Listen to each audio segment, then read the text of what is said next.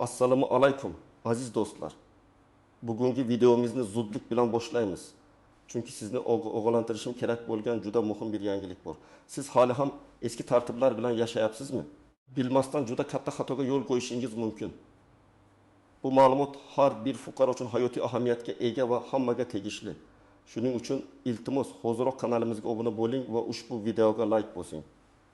Chunki keyingi daqiqalarda eshitadiganlaringiz sizning hayotingizni, mol mulkingizni, hatto yaqinlaringizning kelajagini ham bevosita o'zgartirishi mumkin. Diqqat bilan tinglang, core of the problem keling. Avvalo nima gap ekanini tushunib olaylik.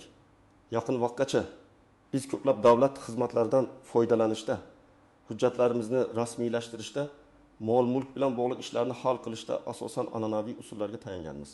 Ya'ni qog'oz hujjatlar, shaxsan idoralarga borish, uzun navbatlar kutish, ba'zida esa bir eshikdan ikkinchi eshikka yugurish bilan bog'liq qiyinchiliklar ko'p edi. Masalan, biror bir ko'chmas mulk oldi sotdi shartnomasini tuzish uchun kadastr bo'limiga, notariusga borardik. Undan so'ng yana boshqa bir idoraga hujjat topshirardik.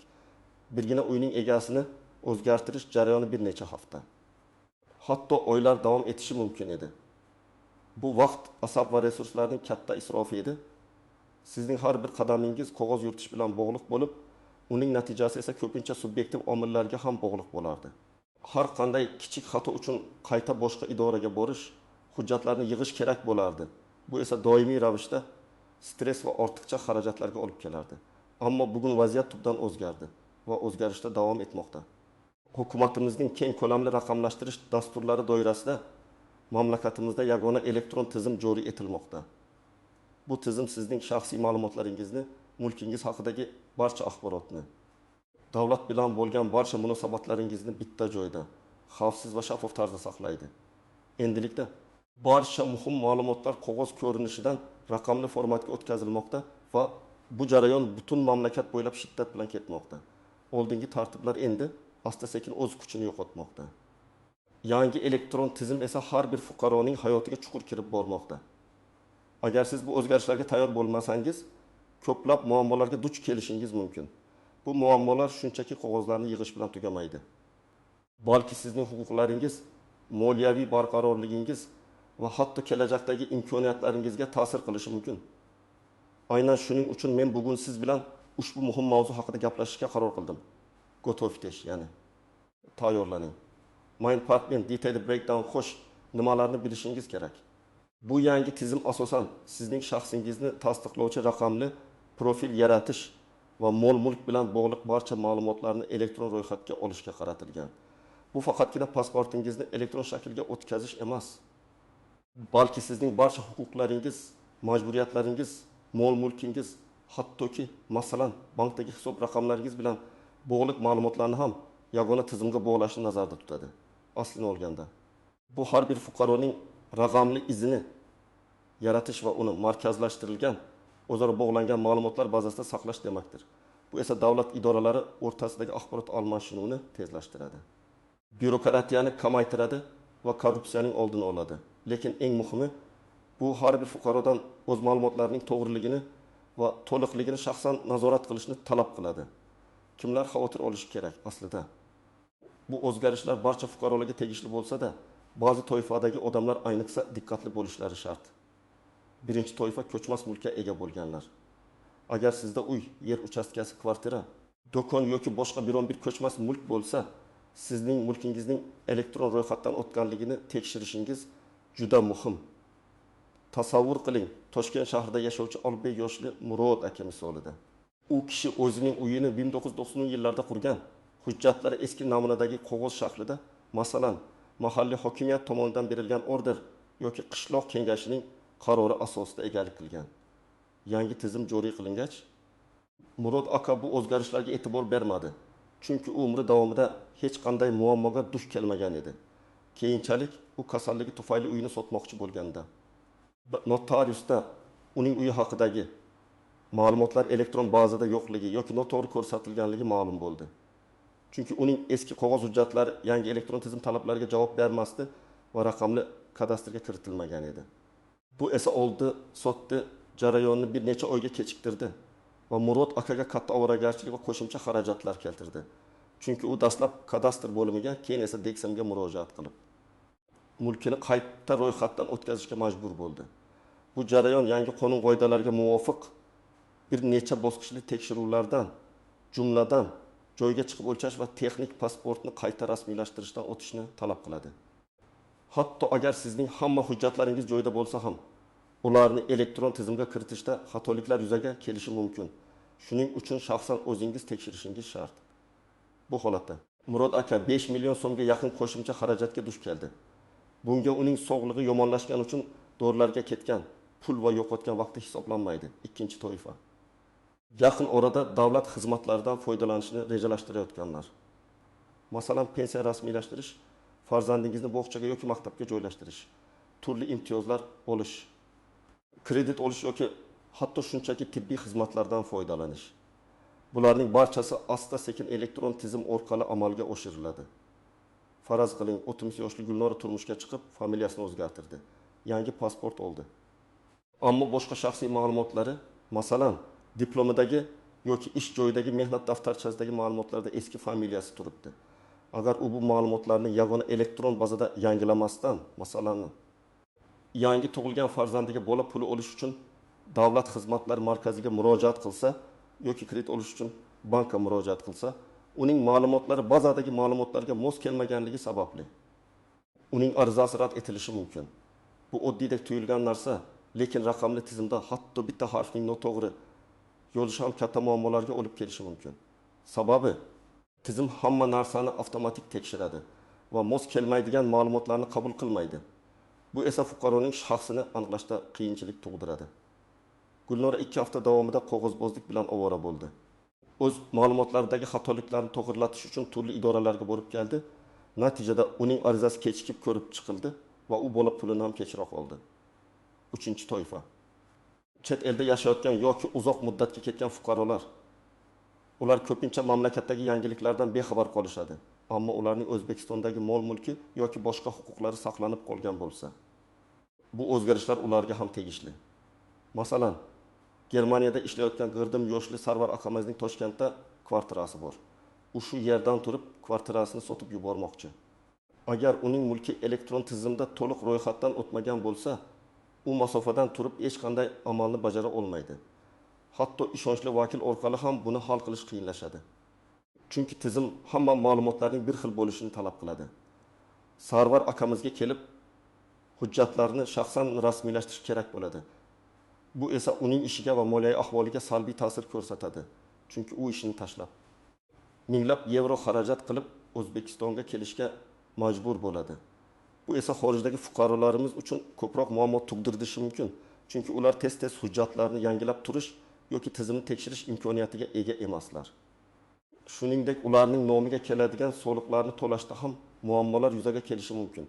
Chunki elektron xabarnomalar ularga yetib bormaydi. Kimlar xavotir olmasligi kerak aslida? Xavotir olmasligi kerak degan so'z biroz noto'g'ri. Hamma e'tiborli bo'lishi kerak.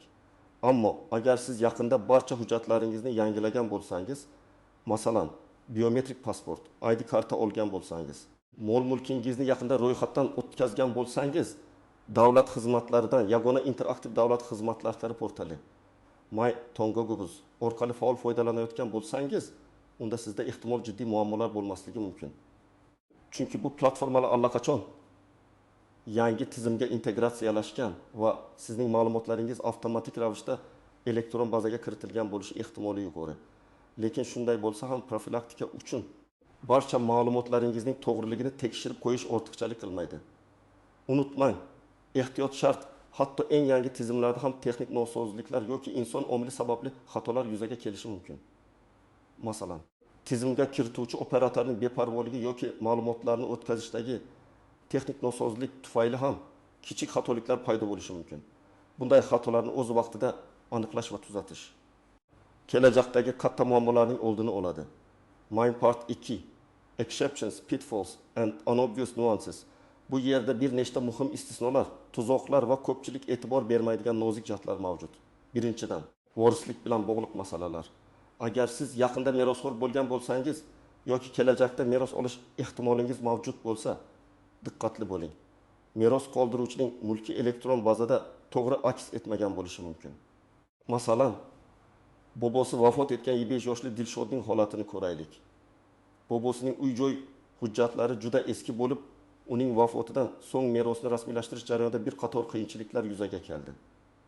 Bobosi o'z vaqtida mulkini yangi tizimga kiritmagani uchun Dilshod bu mulkka egalik huquqini rasmiylashtirishda qo'shimcha sud jarayonlari va kadastr tekshiruvlaridan o'tishga majbur bo'ldi.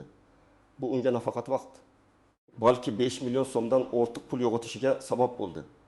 Chunki u advokat xizmatlari va turli davlat bojlari uchun pul sarflashga majbur bo'ldi. Sababi merosni qabul qilish muddati bor va agar hujjatlar joyida bo'lmasa, bu muddatdan o'tib ketish ehtimoli mavjud. Natijada esa mulk davlat tasarrufiga o'tib ketishi ham mumkin.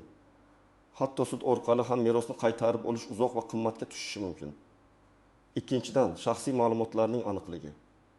Ko'pchilik o'zining ism, familiyasi yoki tug'ilgan sanasini to'g'ri deb hisoblaydi. Ammo elektron bazada kichik bir harf farqi ham katta muammoga aylanadi. Ayrim hollarda eskirgan pasportlarda yoki tug'ilganlik haqidagi guvohnomalarda familiyalar, ismlar, otasining ismi yozilishida farqlar bo'lishi mumkin. Hatto O va O, G va G harflarining noto'g'ri yozilishi ham tizimda sizni boshqa shaxs sifatida ko'rsatishi mumkin. Masalan, farg'onalik Otabekning yangi ID kartasida ismida Otabek deb yozilgan. Lekin eski tug'ilganlik haqidagi guvohnomasida Otabek yoki hatto Otobek deb yozilish holatlari mavjud bo'lgan. Bu esa uning davlat xizmatlari markaziga qilgan murojaatini rad etishga sabab bo'lgan. Chunki uning yangi ID kartasidagi ma'lumotlar tizimdagi boshqa hujjatlardagi ma'lumotlarga mos kelmagan. Bunday holatda siz avval xatolarni tuzatishingiz kerak bo'lsa, sud orqali ism familiyadagi nomuvofiqliklarni tasdiqlatishingiz kerak bo'ladi. Bu esa ancha uzoq muddatli va murakkab jarayon bo'lib, bir necha oyga cho'zilishi va katta yuridik xarajatlarga olib kelishi mumkin. Uchinchidan, doimiy yashash joyini o'zgartirish.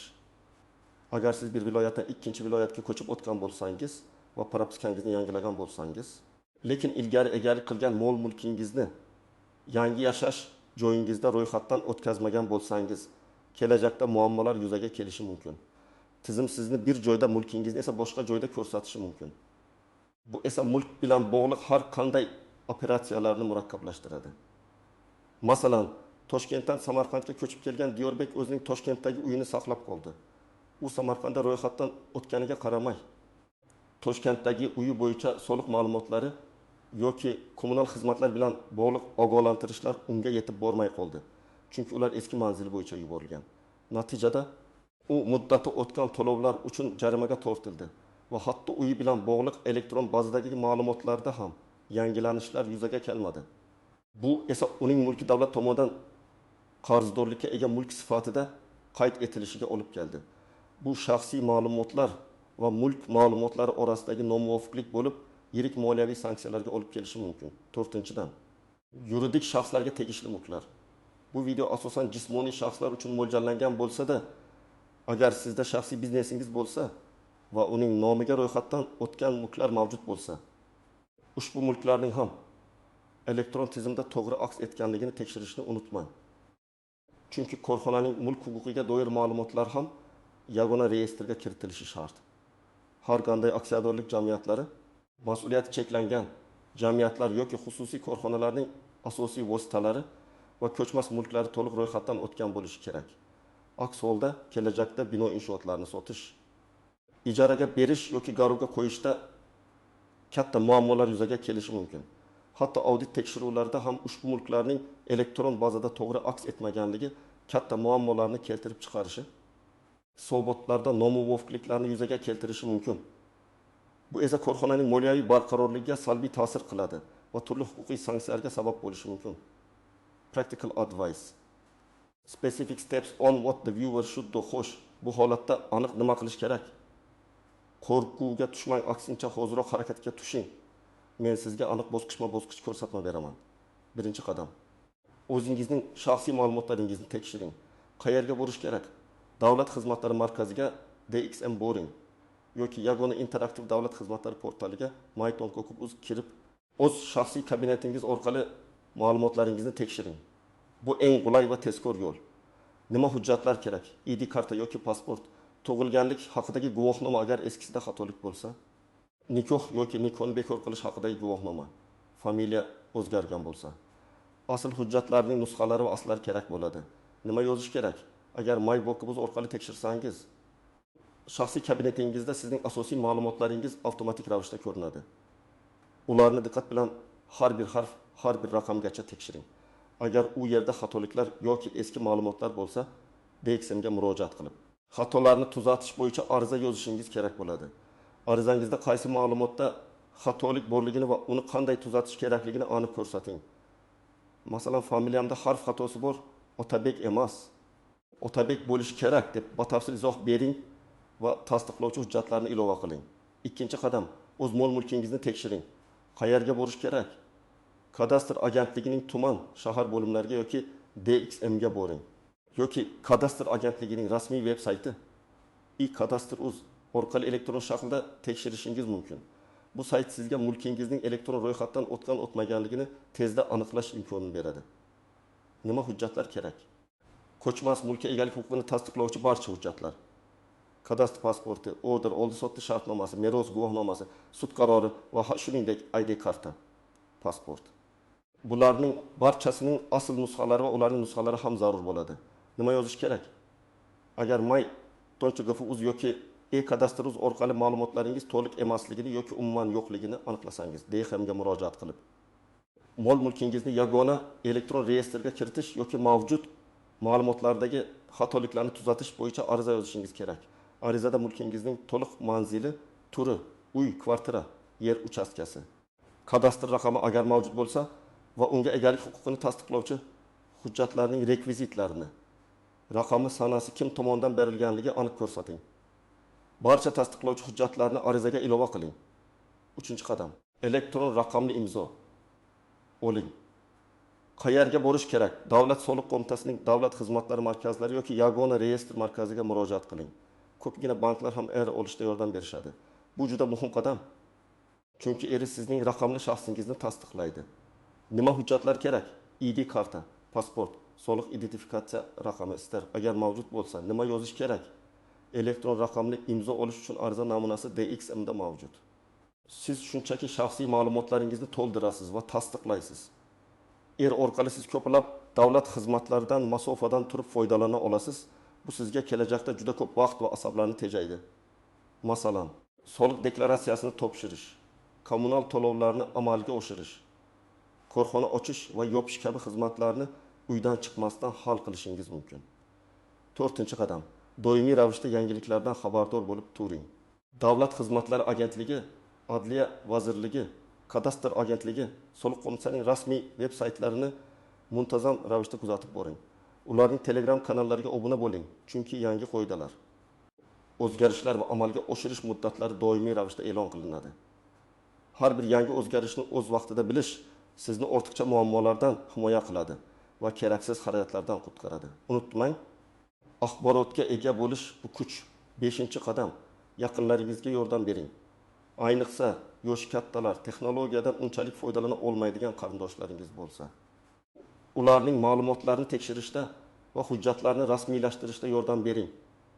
Ular ko'pincha bu kabi o'zgarishlardan bexabar qolishadi va keyinchalik juda katta muammolarga duch kelishlari mumkin. Ota-onangiz, bobo-buvlaringizning mol-mulk hujjatlarini, shaxsiy ma'lumotlarini tekshirib, ularga ko'mak bering. Bu juda muhim ijtimoiy mas'uliyatdir.